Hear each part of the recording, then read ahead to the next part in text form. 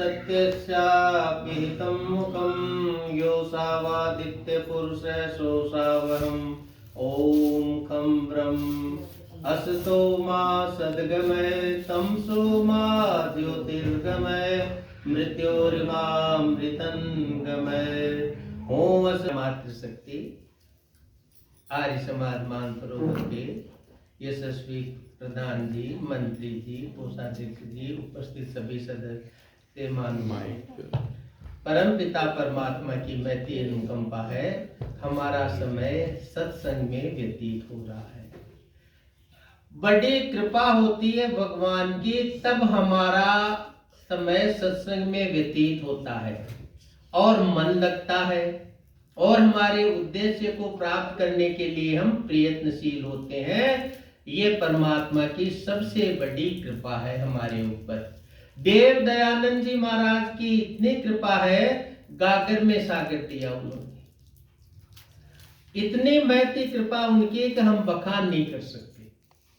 आज बोधोत्सव है, ऋषि बोधोत्सव, सब जानते हैं, घटना को भी जानते हैं, क्या वाद, थोड़ा सा इस पे चिंतन करें। दयानंद जी महाराज की अवस्था 12 वर्ष की। अब आप देख लीजिए 12 साल का बच्चा कौन सी क्लास में पढ़ता है। पिताजी के कहे अनुसार व्रत रखा। पिताजी शैव संप्रदाय को मानते थे तो सामवेदी, लेकिन यजुर्वेद कंठस्थ कराया क्यों? रुद्रीपाठ यजुर्वेद में है। 12 साल का बच्चा पूरा यजुर्वेद कंठस्थ कर ले, ऐसी अभूतपूर्व क्षमता किसमें है? इतनी क्षमता का धनी हो तब बोध होता है। बोध ये नहीं एक बार देखने से होता है। बोध तो खूब सुनते हैं, अखबार में पढ़ते हैं, सब कुछ पढ़ते हैं। अभी ये 62 करोड़ लोग कुंभ में नाके आए, बताओ कौन सा बोध हो गया इनको? बोध उसी को होता है जिस पे परमात्मा की कृपा होती है और जिसके संस्कार है उसको बोध होता है। बड़ी श्रद्धा से व्रत किया, बैठे, देखा सबको, जैसे आजकल करते हैं, बहुत श्रृंगार झांकियां, अखबार में छाप दे और कर दे, जाने क्या क्या, वैसा ही वहां था। अब देखा जो पुजारी थे खास, वो भी उन्हें लग गए तीसरे पैर में। तो वो जाग रहे थे क्योंकि आज शिव दर्शन देंगे शिवरात्रि को, तो वो जाग रहे थे। शिव तो नहीं निकले और चूहे निकले और शिव पंडी पे चारों तरफ चक्कर लगाया, प्रसाद खाया और पुरुषादि की है उसके ऊपर। दयानंद जी महाराज एकदम अंदर से हिल गए, ये क्या हुआ?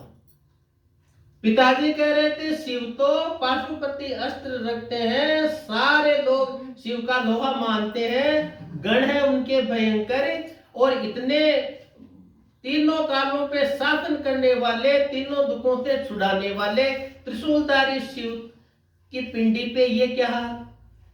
तो पिताजी भी ऊँग रहे थे तो थोड़ा झड़क रहा है कि देखो ये क्या। पहले तो वो नींद पे थे, उनमें जाने दे, दोबारा फिर कहा उनको, तो क्या कि ये देखो ये कोई नहीं, ये ऐसे तू ऐसे शंका मत ला इस पे। ये जो पिंडी है ये तो प्रतीक है, असली शिव तो कैलाश में है। इसको एक संकेत मात्र मान करके हमें इसको हम पूजन कर लेते हैं, उससे वो खुश हो जाते हैं। लेकिन अब दयानंद जी महाराज की तो उसी नहीं बात अंदर से कही, क्या हो सकता है? मतलब अपन कहते हैं ना, निगला नहीं गया ग्रास, ये बात उनको जची नहीं।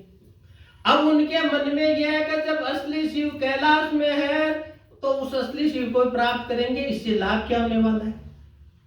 अंत प्रेरणा हुई उनको और उसके लिए वो आगे बढ़े।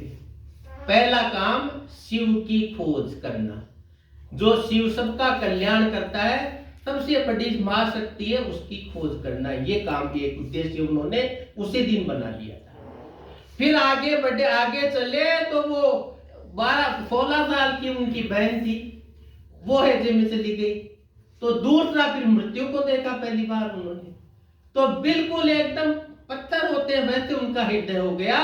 आंसू निकलना तो दूर, उनके ऊपर तो बड़ा जैसे वज्रपात हो गया, बहुत बड़ा। उन्होंने इस प्रकार से देखा असंभव चीज को, तो बड़े वो उद्वेलित हुए। आंसू नहीं निकला उनसे, आंख से एक भी। लोग कहेंगे ये पत्थर दिल है। पत्थर दिल क्या, वो अंदर से व्यतीत थे बहुत ज्यादा, अंदर से तो ज्यादा व्यतीत होता है। आज भी उसके आंसू नहीं निकलते, वो बिल्कुल गुमसुम हो जाता है।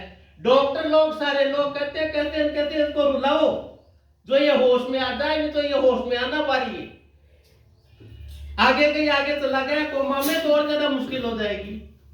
फिर उसके बाद में उन्होंने देखा, उस मौत के बाद में थोड़े दिन बाद चाचा जी थे वो चले गए।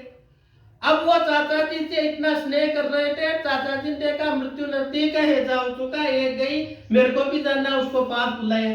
पास बुला के चाचा जी की आंखों से झर आंसू झरे। दयानंद जी ने भी सिसकियां लेके रोना शुरू कर दिया उनकी दशा देख के। अब दूसरी बात यहाँ, पहले तो वो था कि शिव, दूसरी बात यह आ गई कि ये मृत्यु क्या है, इससे कैसे जीते। पूछा, खोज करी, तो क्या मृत्यु से तो भगवान मृत्युंजय शिव है, वो ही दिला सकते हैं मुक्ति, और किसी के सामर्थ्य में नहीं है जो मुक्ति के, मृत्यु से मुक्ति दिला दे। और वो ही मंत्र अभी हमने आहुति दी थी ना अपन ने, त्र्यंबकम यजामहे सुगंधिम पुष्टिवर्धनम उर्वारुकमिव बंधनान मृत्योर्मुक्षीय मामृता। तो वो कह रहे हैं कि वो उससे, इस दुख से, मृत्यु के दुख से तो वो शिव छुड़ा सकते हैं। तो उनको और ज्यादा हो गया था, अब तो जल्दी से जल्दी शिव को प्राप्त करना है, ताकि मैं इस मृत्यु से भी बच सकूं और मेरी सारी मनोकामनाएं भी पूरी कर सकूं। इस प्रकार से वो चले। और आगे आप सब जानते हैं कितना उन्होंने परिश्रम किया, कितनी जगह भटके, वो कहने की आवश्यकता नहीं है। अंत में सार क्या निकला, पहले तो बताया शिव क्या, सत्यार्थ प्रकाश के अंदर प्रथम समूलात में ईश्वर के 100 नाम लिखे दयानंद जी महाराज। उनमें पहला नाम ओम और अंतिम नाम 100वां नाम शिव। ओम नमः शिवाय। संध्या प्रारंभ करना बताया तो ओम से, और अंत का नमस्कार बताया तो नमः संभवाय च मयो भवाय च नमः शंकराय च नमः शिवाय। तो ओम नमः शिवाय, इसको जाप मंदिर में क्या करते हैं, हम करते हैं। और स्थिति वास्तव में यह है, और बहुत अंदर से प्रज्वलित अगर अपनी आत्मा है तब बहुत हो सकता, अन्यथा हो नहीं सकता। प्रज्वलित समिता अपन रखते हैं, बोध के लिए कौन सी अपन आहुति लगाते हैं, उद्भुत व स्वाग्ने प्रतिजा गृहीत व मिष्टा पूर्ते। उद्भुत हुई समिता है वो ज्वालामय हो जाए, उसके लिए समिधा अपन अर्पित करते हैं। तो हमारी आत्मा ईंधन रूप है, उसको प्रज्वलित करना है ज्ञानाग्नि से। तो बैठे कब, जब उसमें शीलन नहीं, अगर समिधा शीली है तो प्रज्वलित नहीं होगी। हमारे में राग द्वेष भरा है, मन विक्षेप आवरण भरा है, और उस आत्मा को लेकर परमात्मा के पास जाके उद्भुत होना चाहते हैं, कैसे हो जाएंगे। तो पहले स्वयं को उसके लिए तैयार करें, फिर उद्भुत करें। अब आप देखो, अब दयानंद जी महाराज का बोध जो हुआ सबको बताया, संध्या में सारा सार लिख दिया उन्होंने। इस प्रकार तो शिव की आराधना करनी है, इस प्रकार से मुक्त हो जाओगे। 19 मंत्रों के अंदर सारी बात उन्होंने किस प्रकार से समाहित की, ये हर एक किसी का सामर्थ्य नहीं। उनको सब पता था, योगी थे, वो जानते थे। पहले तो कहते थे कि शरीर इतना मेरा मजबूत है, बहुत दिनों तक चलेगा। ऋग्वेद आदि का भारतीय भूमिका बना रहे थे, ऋग्वेद का भारतीय कर रहे थे। और जब शिथिलता आई उनको, तो वो क्या कहा उन्होंने, जल्दी से उदयपुर में बैठ के सत्यार्थ प्रकाश शुरू किया। 3 महीने के अंदर सत्यार्थ प्रकाश जैसे ग्रंथ की रचना कर दी। अपन 3 महीने में सत्यार्थ प्रकाश पढ़ नहीं सकते, कम से कम हजारों तो उन्होंने प्रमाण दिए प्रत्येक बात को सिद्ध करने के लिए। इससे बढ़कर क्या होगा वो विशेषता। दयानंद जी महाराज का बराबर का मूल शंकर थे, वो शंकर को पूछते हैं, वो तो शंकर के भी मूल थे, जड़ में जाके देखते थे कि असली शंकर क्या बात है। आज भी हमारे ये ज्योतिषाचार्य भाई लोग होते हैं, मूल नक्षत्र में कोई बालक जन्मता तो कहता है भैया ये तो उसी बात को मानेगा जड़ तक खोद कर, जब पूरा संतुष्ट हो जाएगा तब मानेगा, नहीं मानिए। वो मूल शंकर थे।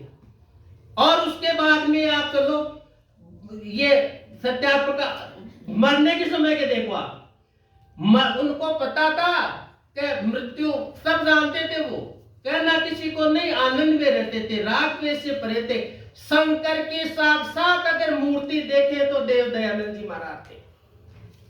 जब अंतिम समय आया तो पहले विषय वो वसीयत बनवाई, अंग्रेज अफसर थे उस समय, वसीयत बना के लिख दिया, सबसे पहली बड़ी बात कि मैं सन्यासी हूं और यहाँ के सन्यासियों का ये धर्म है, ये अग्नि में दाह संस्कार नहीं करते। हमारे यहाँ के पौराणिक जो भी सन्यासी है वो अग्नि में अपने आप को समर्पित करके फिर वो भगवा वस्त्र पहनते और भगवा वस्त्र अग्नि की पोशाक धारण कर लेते। इस संसार के लिए मरे हुए समान है, वो केवल परमात्मा के चिंतन के लिए जीवित है। वो ऐसा सामर्थ्य रखते हैं तब भगवा पहनते हैं, चाहे जैसे भगवा थोड़ी पहन लिया ऐसे। अब उसके बाद में वो कहते हैं कि अगर मैं चला गया तो ये जो सन्यासी वर्ग है ये मेरा दाह संस्कार नहीं करेंगे, सन्यासियों को अग्नि के अंदर अंतिम संस्कार नहीं किया जा सकता उनका। और यही हुआ, उन्होंने वसीयत लिख दी पहले कि मेरा तो अंतिम संस्कार वेद के अनुसार संस्कार विधि में जो लिखा है उसके अनुसार होना है। अब जब वो खत्म हो गए, पुष्कर से आ गए सारे सन्यासी। ये सत्यानंद जी महाराज का श्रीमद दयानंद प्रकाश ग्रंथ आप देखो, उसमें स्पष्ट लिखा हुआ है। आगे कहते हैं कि चाहे भले ही आर्य समाजी थे, मूर्ति पूजा का खंडन करते थे, हम प्रबल मूर्ति पूजक है, लेकिन थे तो हमारे भाई, क्योंकि सन्यासी थे, हम तो जलाने नहीं देंगे, हम तो दाह संस्कार या तो जल समाधि देंगे या भूमि समाधि देंगे। माने ने बहुत बड़ा उपद्रव कर दिया। फिर जब उनकी वसीयत खोल के बताई तो अंग्रेजों ने कह दिया कि नहीं, वसीयत लिखी हुई इसी के अनुसार होगा, और उसी के अनुसार संस्कार हुआ। और इतना बढ़िया संस्कार हुआ, उसके तहत साहित्य किसी का ऐसा हो। आप देखना कितनी सामग्रियां उसमें दी है। मैंने पहले ये पुस्तक लिखी थी, एक दृष्टि अपनी और ये पढ़ी, इसमें उसके अंदर लिखा हुआ दयानंद जी महाराज की अंत्येष्टि के अंदर कितना सामग्री प्रयुक्त हुई। कोई विवाद नहीं करता आज का आदमी, ऐसे भी सन्यासी हुए हैं अपने, और इस प्रकार से संस्कार हुआ है। ये बातें उन दयानंद जी महाराज के पास थी। शंकर की साक्षात मूर्ति आप देखते हैं, शिवालय के अंदर जाते हैं, सबसे बड़ा तो शिवपिंडी के ऊपर जलधार है।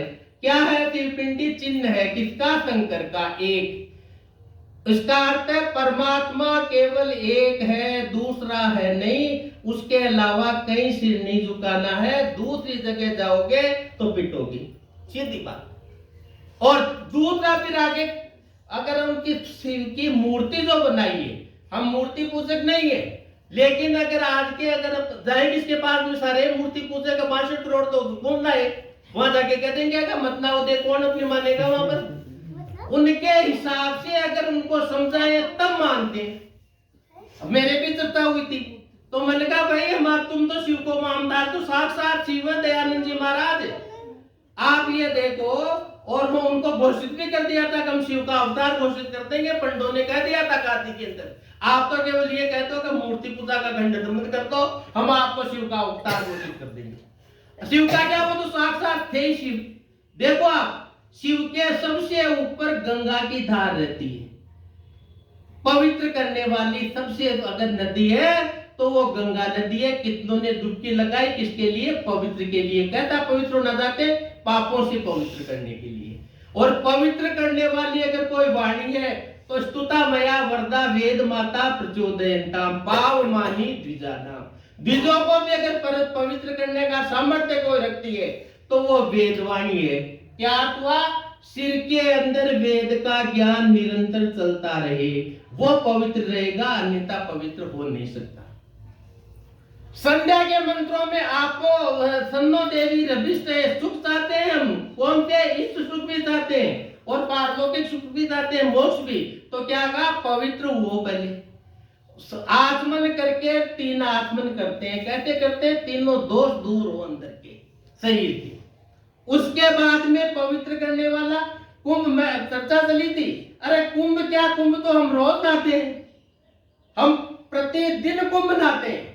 आप देखो पहले हम कहाँ की पवित्रता चाहते हैं? वाक वाक प्राणे प्राणे चक्षु चक्षु श्रोतम श्रोतम, 16 अंगों की पवित्रता चाहते हैं।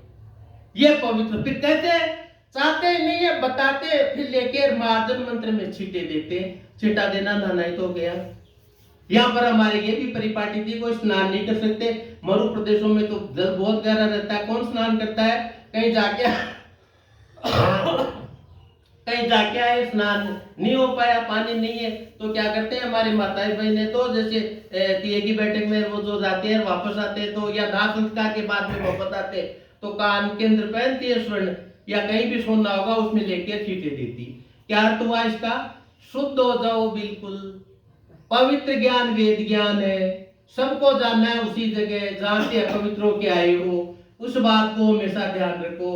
पवित्र भाव कोई शरीर में आए नहीं, ये उद्देश्य है उसका।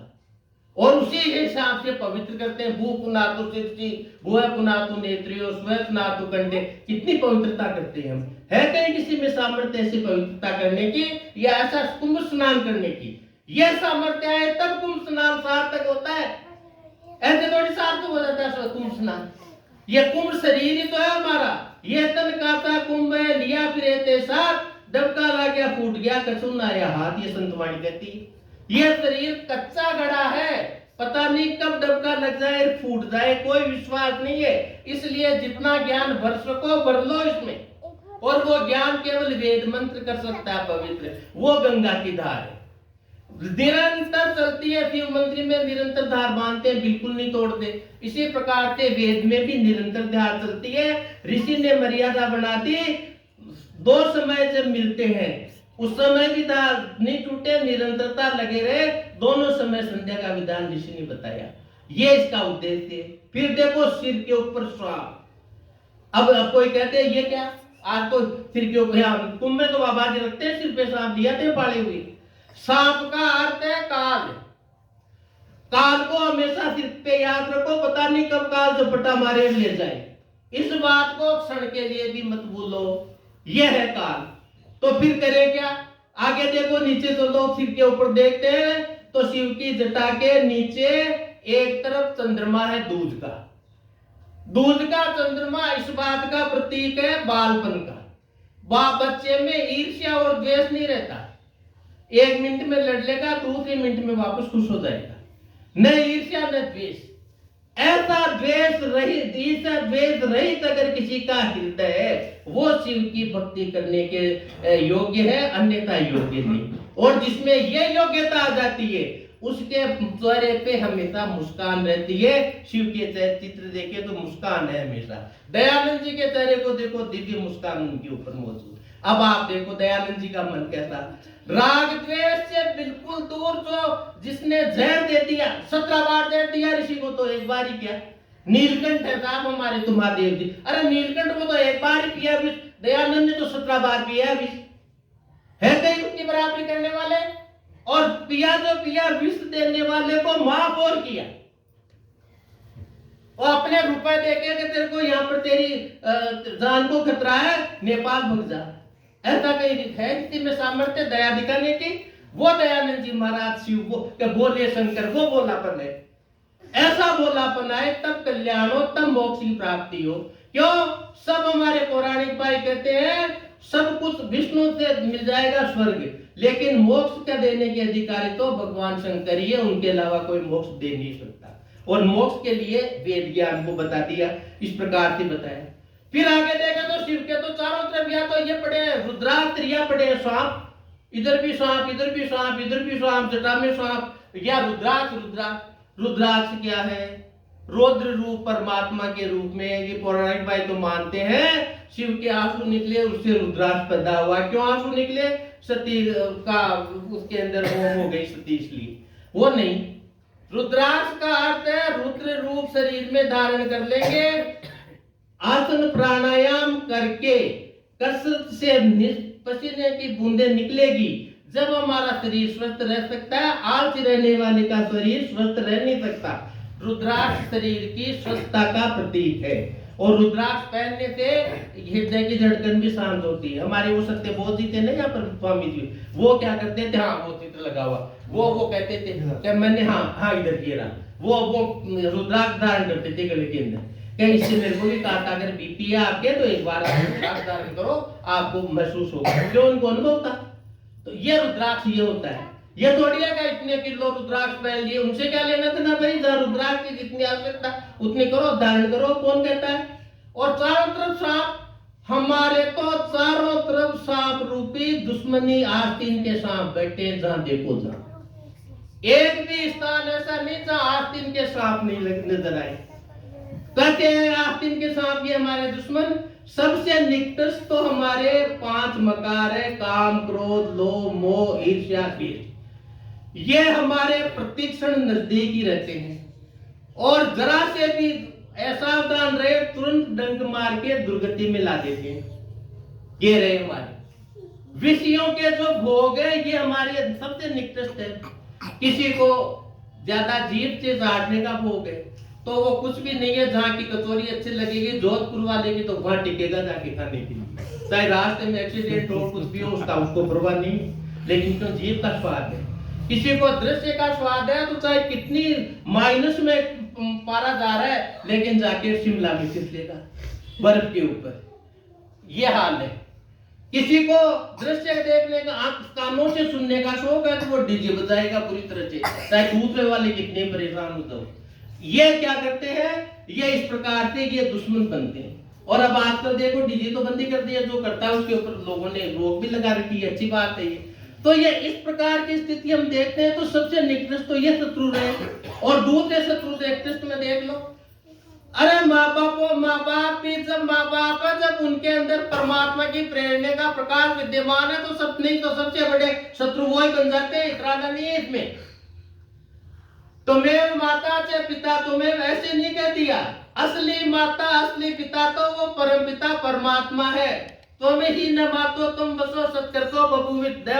सदानंद जी महाराज ने जामा मस्जिद की मेंबर पर चढ़कर जो मंत्र बोला था अथर्ववेद का, वो यही तो कह रहा है कि सबसे बड़ा पिता माता वही है, वही सृष्टि में लाने वाला है, वही ले जाने वाला है, सब कुछ उसी का काम है। माता पिता तो जब तक माता पिता है, जब तक उनके परमात्मा की प्रेरणा और वेद का ज्ञान धारित है कि ये जो संतान है ये परमात्मा की दी हुई है, इसका लालन पालन करना मेरा गृहस्थ का कर्तव्य तब है।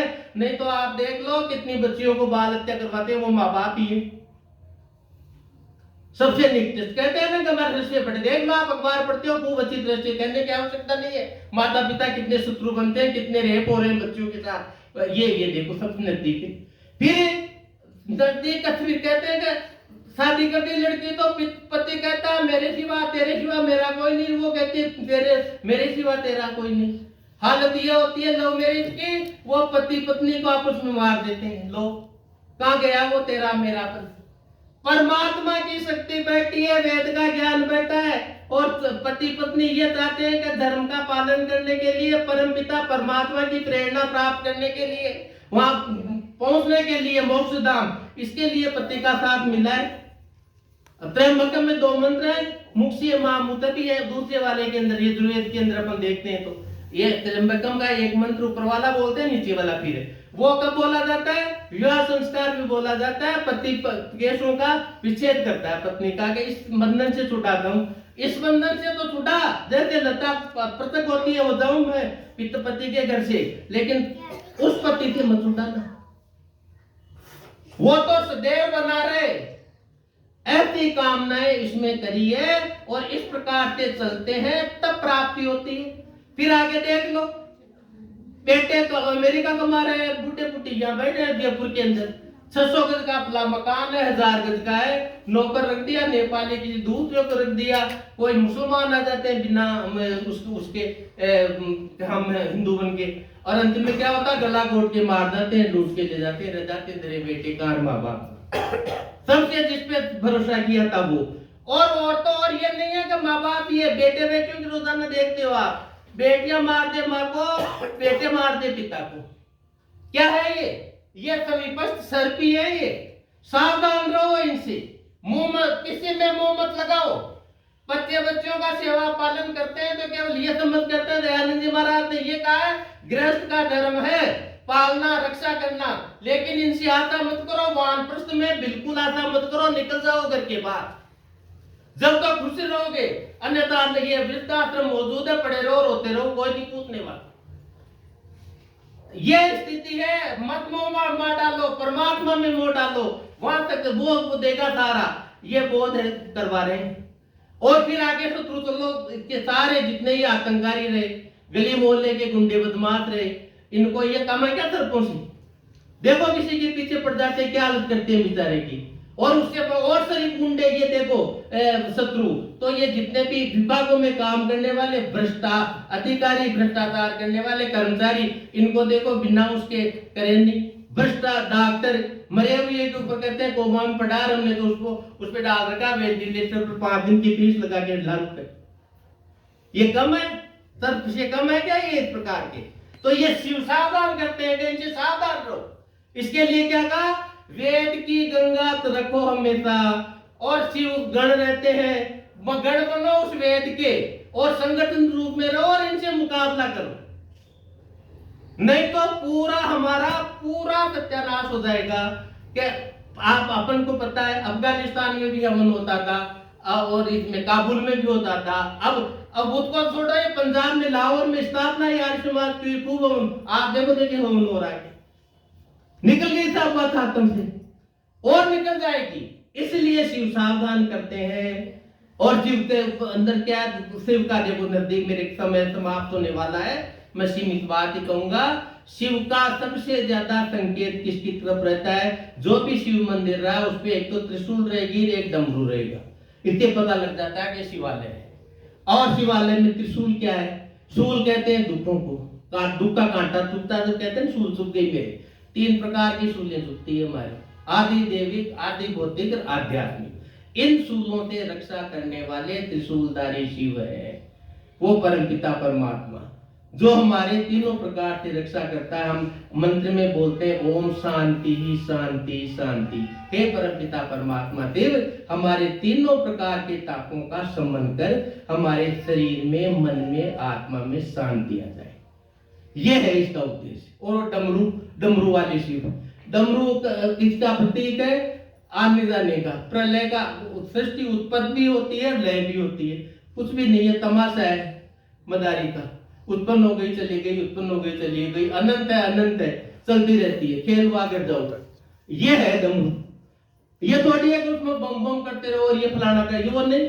डमरू का अर्थ ये है, डमरू को उसका भी प्रतीक मानते हैं, संगीत के सुरों का भी, आदिनाथ का भी प्रतीक मानते हैं लोग बात, लेकिन अपन तो यही मानते हैं। और शिव में मुंडमाला पहनने वाला कोई है तो शिव है। मुंडमाला क्या है, मुंड नरमुंडों की माला है, मनुष्य की मुंड। ये क्या शिव धारण करते हैं, क्या धारण करते हैं, सृष्टि को शिव ने ही धारित कर रखा है। ये मुंडमाल है, फिर बाद में दूसरे मुंडमाल आ जाएंगे, माला लगाकर बढ़ती जाएगी, और ये जब तक सृष्टि रहेगी जब तक मुंडमाल रहेंगे ही। और श्रृंगार क्या शिव का, भस्म, शमशान की।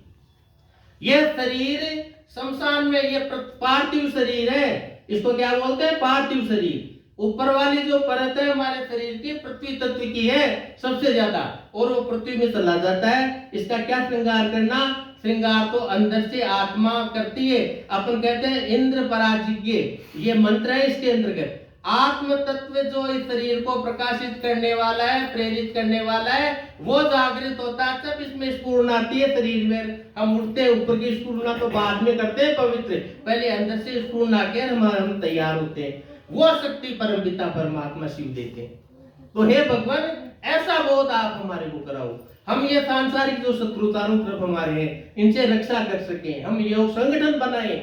इसलिए कहते हैं, ऋषि ने कहा वेद का पढ़ना पढ़ाना, सुनना सुनाना सब आर्यों का परम धर्म है। और उन्नति में लिखा शारीरिक, मानसिक, सामाजिक। सामाजिक उन्नति अच्छे संगठन की होगी जब शरीर समाज में शांति व्याप्त हो सकेगी और आनंद पूर्वक रह सकेंगे। संसुतेन गमे मही मातृतेन विरादिसी। इसी प्रार्थना के साथ ओम शम।